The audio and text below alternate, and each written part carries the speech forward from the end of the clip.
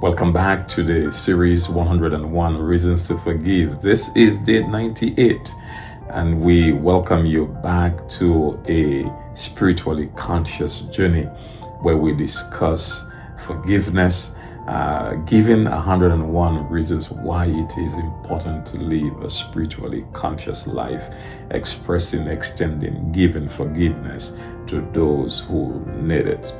Reason 98 is forgiveness restores. Forgiveness restores. One of the most difficult experiences we can have with ourselves is forgiving. We often find it easier to forgive others than to forgive ourselves. In fact, when it comes to forgiving ourselves, we would think about allowing ourselves to go through the pain of whatever negative experience, even when we know we don't like the pain we're going through. We are tough on ourselves and we punish ourselves for having gone through experiences where we think we should have known better, or we should not have been through whatever the experience is. Forgiveness restores. When we think of forgiveness, we often think of restoring other people and not restoring ourselves. My emphasis today is on restoring not just those that need restoration in your life or that need to be placed back at the table of your life or to sit beside you in life, to walk with you, but think of restoring you. When did you lose you? When did you lose yourself? When did you forget about yourself? How long have you been punishing yourself to the point that everyone else became important to forgiving, everyone became important to restoring, and not you? When did you begin blaming yourself, castigating yourself, rebuking yourself to the point that you no longer valued your position in your life, your position in your space, your contribution to your life, simply because you are flawed? Forgiveness restores, and not just those outside of you, but forgiveness restores you. It was a hard pill I had to swallow when I discovered that more than working to restore others, you have to restore yourself. Pray for yourself. Find time to understand why it's important to love you, and loving you to the point that you are not regretful in spending time loving you.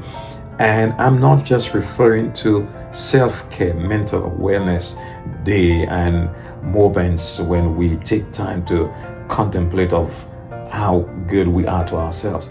I'm talking about taking the time, making the decision convincingly, placing yourself at the top of your list and saying, I am important. Therefore, as much as I will be grateful, as much as I will be compassionate and helpful to others, I will not forget me again.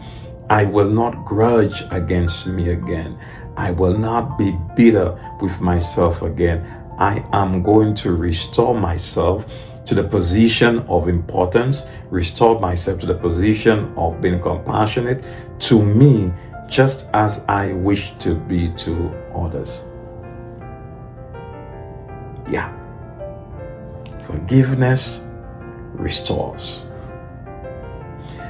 Restoration does not mean that you don't understand the seriousness of your flaws or the seriousness of the hurt that you are experiencing.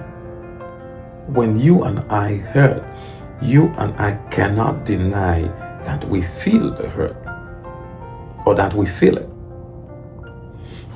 Let me say this differently. When you and I hurt, we cannot dismiss the fact that we do. We cannot deny that reality because we feel it. However, for convenient reasons, for reasons that others may impose upon ourselves, we may suppress our feelings, suppress our hurts, and give attention to someone else, thinking that you and I don't deserve to care for ourselves. Forgiveness restores. Affirm with me today that you will take time to restore yourself. Pray for yourself. Affirm yourself. Seek to elevate yourself. Speak compassionately about yourself. Make plans to place yourself at the top of your priority list. Not denying the existence of others, not denying the importance of being kind to others. No. Do not hate yourself. Do not resent yourself. Don't be bitter with yourself. Restore you. Restore you to the order of importance. Thank you for stopping by today on day 98. As you seek to restore others, seek to restore yourself.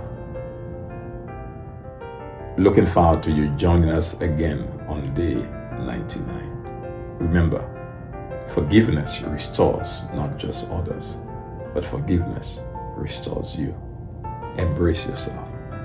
Love yourself again.